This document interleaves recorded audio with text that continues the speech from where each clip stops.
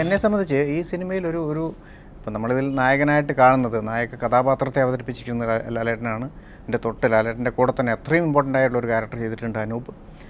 മറ്റ് രണ്ടുപേരും ചെയ്ത ക്യാരക്ടേഴ്സും ഡ്യൂറേഷനിൽ അല്ലെങ്കിൽ ഫുട്ടേജ് ലെവലിൽ ഇവരെക്കാൾ കുറച്ച് കുറവാണെങ്കിൽ പോലും ഈക്വൽ ഇമ്പോർട്ടൻസ് അവർക്കുണ്ട്.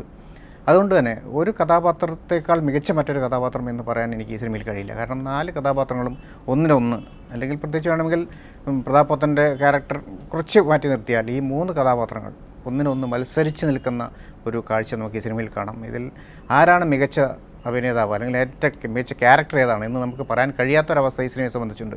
കാരണം 3 പേർക്കും ഈക്വൽ പ്രാധാന്യം ഈ സിനിമയ്ക്കകത്തുണ്ട്. ഒരു ക്യാരക്ടർ ഇല്ലെങ്കിൽ പിന്നെ മറ്റു 2 ക്യാരക്ടേഴ്സും അപ്രസക്തമായി പോകുന്ന ഒരു അവസ്ഥ ഈ ഒരു സിനിമയിലുണ്ട്. അതുകൊണ്ട് എനിക്ക് ഒരു ക്യാരക്ടർ, ഏത് ക്യാരക്ടറാണ് കൂടുതൽ ഇഷ്ടം, അതായത് കൂടുതൽ അടുത്ത് നിൽക്കുന്നതെന്ന് ചോദിച്ചാൽ എനിക്ക് പറയാനൊരു ഉത്തരവില്ല.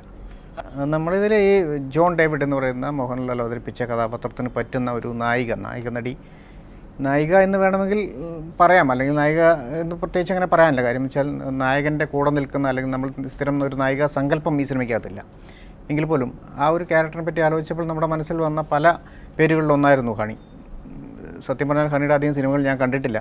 ഹണിയെ ഒരു നടിയെന്ന നിലയിൽ വിലയിരുത്താൻ എനിക്ക് സാധിച്ചിട്ടില്ല. എങ്കിൽ പോലും കണ്ട സിനിമകളിലും കണ്ട അനുഭവങ്ങളിലും വെച്ചിട്ട് ഈ ക്യാരക്ടർ ചെയ്യാൻ എന്തുകൊണ്ടും പ്രാപ്തയാണ് ഹണി എന്ന് എനിക്ക് തോന്നിയതുകൊണ്ട്, ഇന്നും എനിക്കും സുരേഷ് ബാബുവിനും, സുരേഷിൻ്റെ കഴിഞ്ഞ സിനിമയിൽ ഹണി അഭിനയിച്ചിരുന്നു എന്ന് തോന്നിയതുകൊണ്ടാണ് ഞങ്ങൾ ഹണിയെ തന്നെ കാസ്റ്റ് ചെയ്യാൻ കാരണം. ഞങ്ങളുടെ പ്രതീക്ഷ അല്ലെങ്കിൽ ഞങ്ങളുടെ ഒരു ഹണിയെക്കുറിച്ചുള്ള നമ്മുടെ ധാരണ തെറ്റായിരുന്നില്ല എന്ന് സിനിമ 100% തെളിയിച്ചു. നമ്മൾ മനസ്സിൽ കണ്ടതിനേക്കാൾ വളരെയധികം ഭംഗിയായും ഈ ഹണി ആ കഥാപാത്രത്തെ നമുക്ക് തിരിച്ചു തന്നു. ഒരു സിനിമയെ സംബന്ധിച്ച് അതിൻ്റെ എല്ലാ ഘടകങ്ങളും, അതിൻ്റെ പ്രൊഡക്ഷൻ അസിസ്റ്റൻസ് മുതൽ ലൈറ്റ് മാൻ മുതൽ എല്ലാവരും ഒരുപോലെ ആത്മാർത്ഥതയോടെ അർപ്പണഭാവത്തോടെ ജോലി ചെയ്താൽ മാത്രമേ ഒരു സിനിമ 100% അതിൻ്റെ സാക്ഷാത്കാരത്തിലേക്ക് എത്തൂ എന്ന് വിശ്വസിക്കുന്ന ഒരാളാണ് ഞാൻ. അതുകൊണ്ട് തന്നെ ഞാൻ എൻ്റെ സെറ്റിൽ അങ്ങനെ ഒരാളോട് പ്രത്യേകിച്ച് ഞാനൊരു സംവിധായകനാണ് അല്ലെങ്കിൽ മറ്റേ വേറെ ജോലി ചെയ്യുന്ന ഒരാളാണെന്ന് വ്യത്യാസമില്ലാതെ എല്ലാവരും എല്ലാ ജോലിയും ചെയ്യാറുണ്ട് സിനിമയ്ക്കകത്ത്. സിനിമ ഉണ്ടാകുന്ന നേരത്തെ പറഞ്ഞ പോലെ മികച്ച തിരക്കഥ ഈ സിനിമയ്ക്ക് കിട്ടിയ ഏറ്റവും ഭാഗ്യം എന്ന് വെച്ചാൽ അതിന് മികച്ച സിനിമയുടെ നട്ടലെന്ന് പറയുന്ന തിരക്കഥയാണ്. ഏറ്റവും മികച്ചൊരു തിരക്കഥ ഇതിനകത്തുണ്ട്. വിനോദ് ഇല്ലമ്പള്ളിയുടെ ഏറ്റവും മികച്ച വർക്കാണ്. രഞ്ജൻ എബ്രഹാം എന്ന മികച്ച എഡിറ്ററുടെ സേവനം എനിക്ക് ഈ സിനിമയ്ക്ക് ലഭ്യമായിട്ടുണ്ട്. പിന്നെ എൻ്റെ അസോസിയേറ്റ് ഡയറക്ടർ ഗിരീഷ് ഉള്ളിയേരിയുണ്ട്. പിന്നെ ഔസേപ്പച്ചൻ്റെ സംഗീതമുണ്ട്, മധുവാസനുണ്ട്, വിനു തോമസ്, പ്രകാശ് മാരാർ, അങ്ങനെ ഒത്തിരി പേരുണ്ട്. പിന്നെ ഏറ്റവും നമുക്ക് സപ്പോർട്ടീവായിട്ടുള്ള ഒരു ഘടകം എന്ന് പറയുന്നത് സിനിമയുടെ നിർമ്മാതാവാണ്. നമുക്ക് പലപ്പോഴും ഒരു സിനിമയെ സംബന്ധിച്ച് ബാക്കി എല്ലാ ഘടകങ്ങളും പൂർണ്ണമാണെങ്കിൽ പോലും നിർമ്മാതാവ് എന്ന് പറയുന്ന ഒരു ഘടകം പൂർണ്ണമല്ലെങ്കിൽ, അദ്ദേഹത്തിൻ്റെ ഒരു പൂർണ്ണമായ സപ്പോർട്ട് നമുക്ക് കിട്ടിയില്ലെങ്കിൽ ആ സിനിമയുടെ മുന്നോട്ടുള്ള പോക്ക് വളരെയധികം ദുർഘടമായി തീരാവുന്ന അവസ്ഥ എനിക്കുണ്ടായിട്ടുണ്ട്, ഞാൻ അനുഭവിച്ചിട്ടുണ്ട്.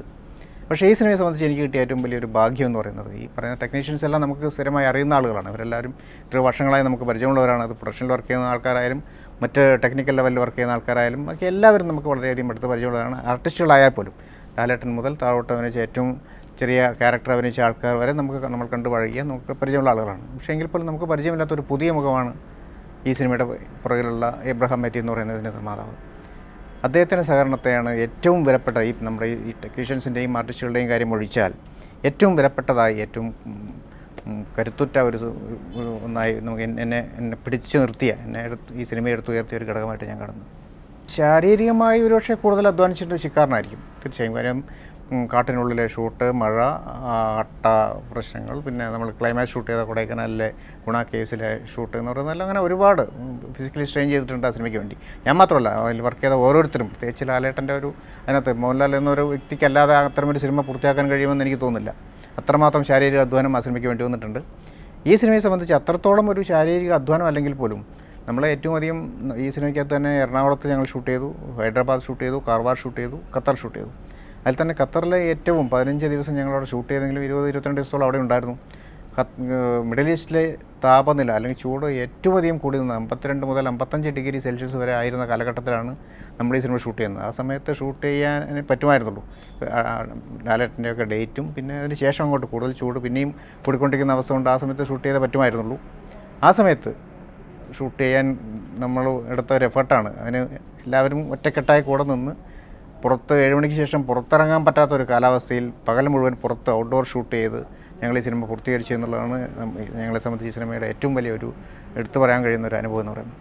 മെൻ്റർഷിൻ തീർച്ചയായും ഈ സിനിമയ്ക്കുണ്ടായിരുന്നു. കാര്യം അത് ഇപ്പോഴും സിനിമ റിലീസ് ചെയ്യുന്നവരെ നിലനിൽക്കുന്നുണ്ട്. കാര്യം എന്താണെന്ന് വെച്ചാൽ നമ്മളിത് പറയാത്തൊരു വഴിയിലൂടെയാണ് നമ്മൾ ഈ സിനിമയുടെ കഥ പറഞ്ഞിരിക്കുന്നത്. ഒരു ത്രില്ലർ സിനിമ പറയാൻ എളുപ്പമുള്ള ചില വഴികളുണ്ട്. നമ്മൾ സ്ട്രേറ്റ് കഥ പറഞ്ഞു പോവാം, നമുക്ക് നായകനിലേക്ക് കൂടുതൽ ആളുകളെ പിടിച്ചിട്ടുന്ന മാതിരി നമുക്ക് കഥ കൊണ്ടുപോകാം. ഇതങ്ങനെയല്ല. ഇത് നമുക്ക് ഈ 4 ക്യാരക്ടേഴ്സിനും ഒരുപോലെ ഇമ്പോർട്ടൻസ് കിട്ടണം. അതേസമയം ഇതൊരു മോഹൻലാൽ സിനിമ, മോഹൻലാലിൻ്റെ ആരാധകരെ, പ്രേക്ഷകരെ തൃപ്തിപ്പെടുത്താൻ കഴിയണം. പിന്നെ ഈ പറഞ്ഞ പോലെ നമ്മളുടെ തിരക്കഥയുടെ ഒരു രീതി, നമ്മൾ സ്ട്രെയിറ്റായി ഒരു കഥ പറഞ്ഞു പോകുന്നതിന് പകരം നമ്മൾ കുറേ വളഞ്ഞ വഴികളുണ്ട്. അതായത് നമ്മൾ പല രീതിയിൽ സഞ്ചരിച്ചിട്ടാണ് നമ്മളിതിൻ്റെ ഒരു കൺക്ലൂഷൻ എത്തിച്ചേരുന്നത്.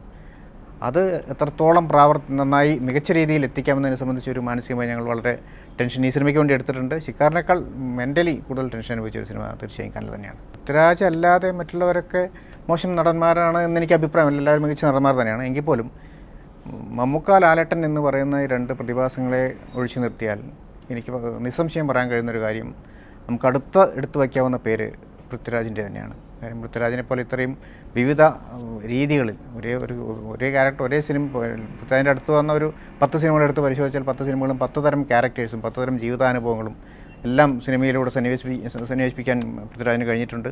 പക്ഷേ യഥാർത്ഥത്തിൽ എത്രത്തോളം ജീവിതാനുഭവങ്ങൾ ഇല്ലാത്ത ഒരു പൃഥ്വിരാജ്, മോഹൻലാലിനെ പോലെയോ അല്ലെങ്കിൽ മമ്മൂട്ടിയെ പോലെയോ ജീവിതാനുഭവങ്ങൾ ഇല്ലാത്തൊരു വ്യക്തിയാണ് പൃഥ്വിരാജ് എന്ന് കൂടെ നമ്മൾ ഓർക്കണം.